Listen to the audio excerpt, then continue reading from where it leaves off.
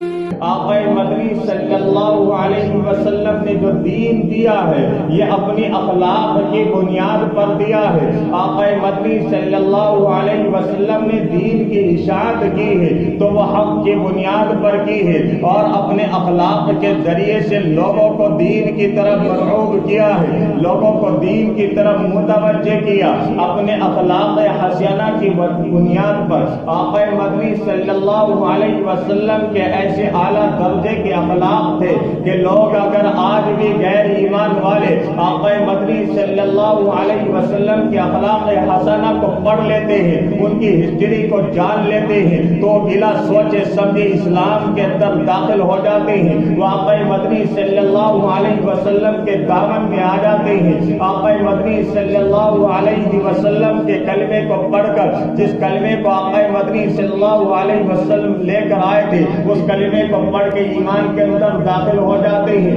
آقا مدنی صلی اللہ علیہ وسلم کے ایسے اخلاق حسنہ ہے کہ جو بھی پڑھ لیتا ہے وہی آقا مدنی صلی اللہ علیہ وسلم کا دیوانہ ہو جاتا ہے۔ آج ہم نے آقا مدنی صلی اللہ علیہ وسلم کی سیرت کو پڑھا نہیں، جانا نہیں، آج ہم دین کا کام بھی کر رہے ہیں، لیکن ہمیں دین کا کام کس طریقے سے کرنا ہے، دین کی اشاعت کیسے وجود میں آئے گی، اس چیز کے بارے میں ہم نے جانا نہیں، ورنہ ہم نے جاننے کی کوشش کی ہے۔ آقا مدنی صلی اللہ علیہ وسلم دین کی اشاعت ایسے فرماتے ہیں کہ آقا مدنی صلی اللہ علیہ وسلم اپنے اخلاق حسنہ لوگوں کے سامنے پیش کرتے ہیں۔ ایک عیسائی پادری ہے، وہ اسلام کے اندر داخل ہوا، اس نے دنیا بھر کی کتابوں کو پڑھا، جب اس سے معلوم کیا گیا کہ تو اسلام لانے پر کس چیز نے تجھے مجبور کیا ہے، تو اگرچہ دنیا کی کتابیں پڑھ چکا ہے، دیگر مذاہب کی کتابیں تو نے پڑھی ہے، لیکن جو تو اسلام کے اندر داخل ہوا تجھے کس چیز نے مجبور کیا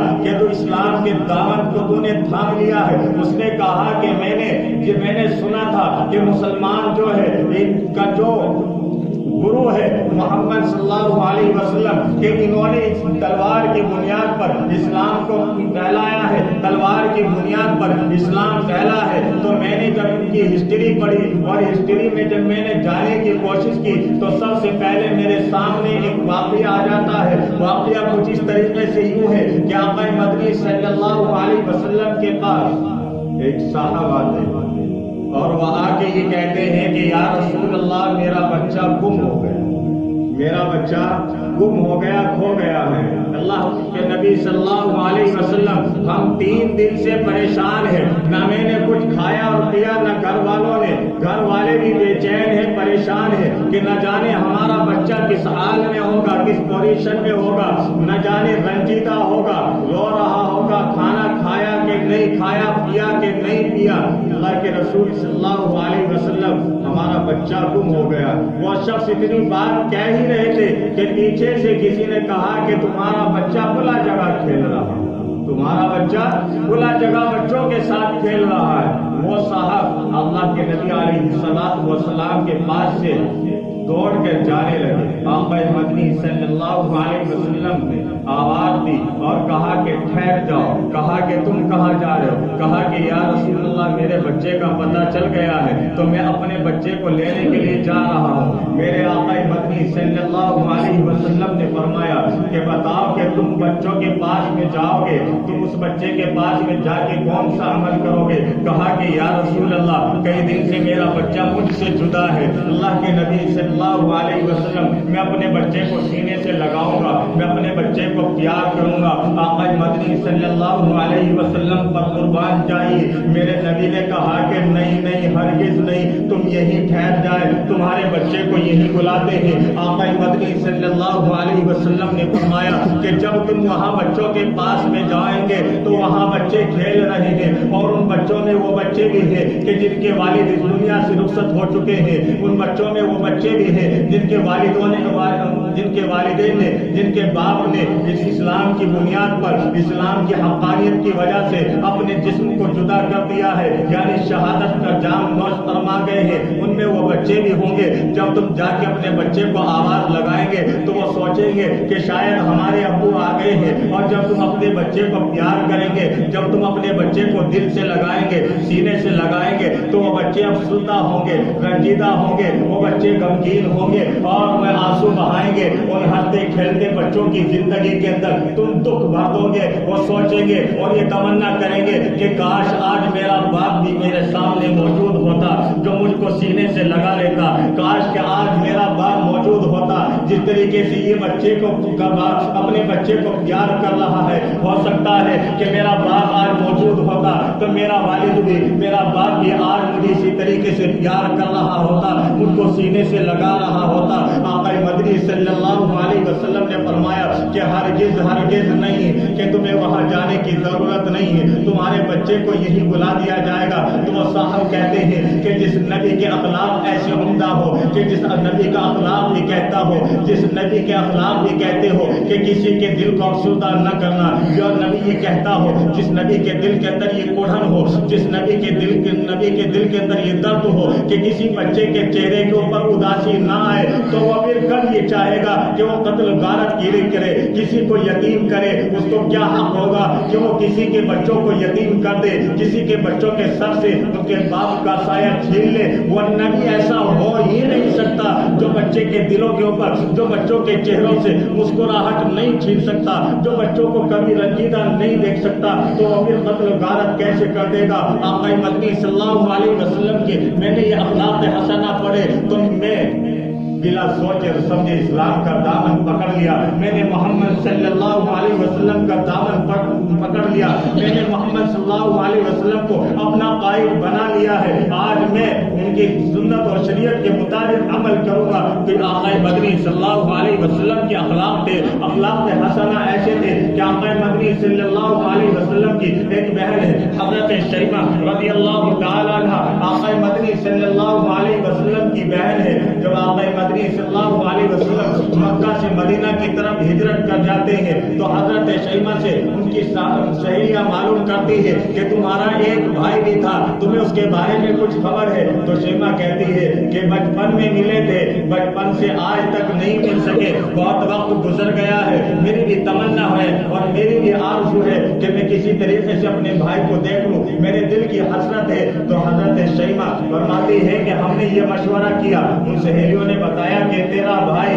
مدینہ منورہ کے اندر ہے اور وہ کہتا ہے کہ میں اللہ کا نبی ہوں. تو حضرت شیمہ کہتی ہے کہ میں نے اپنے بھائی سے ملنے کی تمنا کی اور میری آرزو تھی, تو میں نے کہا کہ میں ضرور اپنے بھائی سے ملنے کے لیے مدینہ منورہ جاؤں گی. تو حضرت شیمہ کی سہیلیوں نے کہا کہ جب تم جاؤ گی تو ہمیں بھی ساتھ لے کر کے چلنا, تاکہ ہم تمہارے رفیق سفر بنے, تاکہ ہم تمہارے سفر کے ساتھی بنے اور تمہارے معاون اور مددگار ہو. تو حضرت شیمہ نے کہا کہ ٹھیک ہے, خیر مختصر کرتا ہوا چلوں گا. تو حضرت شیمہ اپنے قافلے کو لے کر روانہ ہوتی ہے. جب مدینہ منورہ کے حدود پر پہنچتی ہے تو مدینہ منورہ کے حدود پر صحابہ کرام رضوان اللہ تعالی علیہم اجمعین جو مدینہ کی حامل تھے, جو وہاں کی حفاظت کے لیے نگراں تھے, کھڑے ہوئے تھے. مدینہ منورہ کی حدود کی حفاظت کے لیے جو صحابہ کرام تعینات تھے, انہوں نے دیکھا کہ قافلہ دوڑا ہوا آ رہا ہے, بڑے تیزی کے ساتھ میں چلا ہوا آ رہا ہے.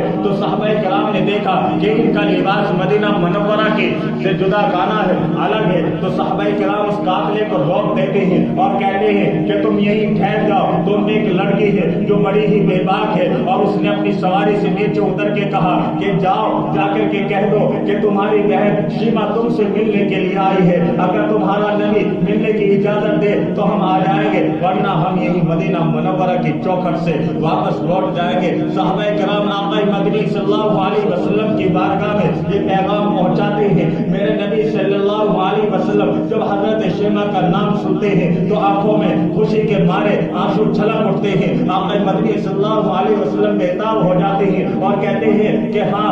شیمہ میری بہن ہے, کہ اس کو بڑے اکرام کے ساتھ لایا جائے, کہیں دل آزاری کا معاملہ نہ کیا جائے, میری بہن کو بڑے ہی ادب اور احترام کے ساتھ ملایا جائے. آقا مدنی صلی اللہ علیہ وسلم گھرانے نبوت کے اندر آواز لگاتے ہیں اور کہتے ہیں صحابہ کرام رضوان اللہ تعالی علیہ ہے کہ مسجد نبوی کی صفائی کی جائے اور گھرانے نبوت سے چادریں آتی ہے، اچھی اچھی قالینیں بچتی ہے، جو بھی اس وقت کا کپڑا بہترین تھا وہ بچھایا جاتا ہے اپنی بہن کے اکرام کے لیے۔ آقا مدنی صلی اللہ علیہ وسلم کے پاس حضرت شیمہ آ جاتی ہے، ان کا قافلہ بھی ہے، آقا مدنی صلی اللہ علیہ وسلم ان عورتوں کو الگ بٹھا دیتے ہیں۔ آقا مدنی صلی اللہ علیہ وسلم نے چادریں بچھوا رکھی ہے، صحابہ کرام بیٹھے ہوئے ہیں۔ آقا مدنی صلی اللہ علیہ وسلم نے اپنی کالی کملی کو اس طریقے سے ڈالا اور کہا کہ بہن میری چادر پر بیٹھ جائیے۔ حضرت شیمہ کہتی ہے کہ جب محمد صلی اللہ علیہ وسلم نے اپنی چادر میرے ہاتھ نیچے بچھانے کے لیے پیش کی تو میری چیخیں نکل گئی اور میں نے کہا یا رسول اللہ یہ ناپاک قدم آپ کی مبارک چادر کے اوپر کیسے رکھے جا سکتے ہیں؟ آقا مدنی صلی اللہ علیہ وسلم نے فرمایا کہ نہیں تم میری بہن ہو، آج اپنے بھائی کو اکرام کا موقع دو، آج اپنے بھائی کے دل کو ٹھنڈا ہو لینے دو، میری بہن آج تمہیں اس پہ بیٹھنا ہوگا۔ حضرت شیمہ کہتی ہے کہ وہ چادر کے اوپر بیٹھ گئی اور آقا مدنی صلی اللہ علیہ وسلم کا ان کے ساتھی ایسے اکرام کر رہے ہیں کہ مارے حیا کے نظروں سے نظر آقا مدنی صلی اللہ علیہ وسلم سے نہیں ملتی ہے۔ جب میرا نبی کسی کی طرف متوجہ ہوتا ہے تو دوسرے صحابی کو یہ سعادت ہوتی ہے کہ وہ میرے نبی کا دیدار کرے، اور جب میرا نبی اس صحابی کی طرف متوجہ ہوتا ہے تو پھر دوسرے صحابی کو یہ سعادت نصیب ہوتی ہے کہ میرے نبی کا دیدار کرے۔ مارے حیا کے آنکھوں سے آنکھیں ملانے کی ہمت نہیں ہے۔ جو میں نے مقام محمد صلی اللہ علیہ وسلم کا دیکھا ہے، جو میں نے مقام اور مرتبہ اپنے بھائیوں کا دیکھا ہے، میں نے وہ کسی شہنشاہوں کے دربار میں نہیں دیکھا ہے۔ خیر مختصر کرتا چلوں گا کہ آقا مدنی صلی اللہ علیہ وسلم کی بہن فرماتی ہے کہا کہ یا رسول اللہ میں آئی تو تھی اپنے بھائی سے ملنے کے لیے، میں اپنے بھائی سے ملاقات کرنے کے لیے، لیکن دل بے قرار ہوا جاتا ہے، دل بے چین ہوا جاتا ہے آپ کو محمد الرسول اللہ کہنے کے لیے۔ آقا مدنی صلی اللہ علیہ وسلم کے دامن میں آ جاتی ہے، کلمہ حق پڑھ کے آقا مدنی صلی اللہ علیہ وسلم اس کو بھی رخصت کرتے ہیں اور کہتے ہیں کہ اگر تو یہاں رہنا چاہتی ہے تو میں تیرے لیے خیمے کا انتظام کر دوں، اور اگر تجھے جانے کی چاہت ہے تو مجھے جا سکتی ہے، میں تیرے لیے سواری کا انتظام کر دوں۔ آقا مدنی صلی اللہ علیہ وسلم نے بہت سارے تحفے اور تحائف دے کر اپنی بہن کو روانہ کیا، اور جب روانہ ہوتی ہے آقا مدنی صلی اللہ علیہ وسلم کے اخلاق اور پہلو اپنے قبیلے کے اندر جا کے بتاتی ہے تو حضرت شیمہ فرماتی ہے کہ میرے سواری پہ اترنے سے پہلے 100 سے زیادہ لوگ مسلمان ہو چکے تھے۔ جب میں نے آقا مدنی صلی اللہ علیہ وسلم کے اخلاق بتائے، اخلاق حسنہ بتائے، اور جب میں اپنے قبیلے کے اندر پہنچی تو 1000 سے زیادہ لوگ مسلمان ہو چکے تھے، اور میں نے یہ پیغام آقا مدنی صلی اللہ علیہ وسلم کی خدمت میں پہنچایا تو آقا مدنی صلی اللہ علیہ وسلم نے 2 رکعت نماز ادا کی اور اللہ تبارک و تعالیٰ سے دعا کی کہ اللہ تبارک و تعالیٰ تیرا کرم ہوا کہ تو نے میری بہن کو جہنم کی آگ سے بچا لیا ہے۔ حضرت شیمہ رضی اللہ تعالیٰ عنہ آپ صلی اللہ علیہ وسلم کی رضائی بہن تھی، حضرت حلیمہ سعدیہ رضی اللہ عنہ کی بیٹی تھی۔ تو آقا مدنی صلی اللہ علیہ وسلم کے اخلاق پہلو یہ تھے کہ آقا مدنی صلی اللہ علیہ وسلم کی ہسٹری جو بھی پڑھ لیتا ہے، چاہے وہ کتنا ہی کٹر ہو، چاہے وہ اسلام سے کتنی ہی دشمنی رکھتا ہو، لیکن اگر میرے آقا مدنی صلی اللہ علیہ وسلم کے اخلاق حسنہ کو پڑھے گا تو مجھے رب کعبہ کی قسم کامل یقین ہے کہ وہ ضرور کے ضرور اسلام کے دامن کے اندر آئے گا۔ آج ہم نے آقا مدنی صلی اللہ علیہ وسلم کے اخلاق کو جانا نہیں ہے کہ آپ صلی اللہ علیہ وسلم نے دین کی اشاعت کس طریقے سے کی، اخلاق حسنہ کی بنیاد پر کی ہے، لیکن آج ہمارا رویہ کیا ہے کہ آج ہم سمجھتے ہیں کہ آقا مدنی صلی اللہ علیہ وسلم اپنے بچوں سے کس قدر پیار کرتے تھے، ان یتیموں کی کیسی پروری کرتے تھے، کس طریقے سے ان کو شفقت کی نظروں سے دیکھتے تھے، سینوں سے لگاتے تھے۔ آقا مدنی صلی اللہ علیہ وسلم بچوں کو سینے سے لگاتے تھے تو کلیجہ ٹھنڈا ہو جایا کرتا تھا، وہ بچے نونہال بچے کلمہ حق پڑھ کر اسلام کے اندر داخل ہو جایا کرتے تھے۔ یہ آقا مدنی صلی اللہ علیہ وسلم کے اخلاق تھے، لیکن آج ہمارے اخلاق کہاں گئے ہیں؟ آج ہم سمجھ رہے ہیں کہ ہم دین کا کام کر رہے ہیں، میرے بھائیوں دین کے لیے محنتیں کرنی پڑتی ہے، مشقتیں اٹھانی پڑتی ہے،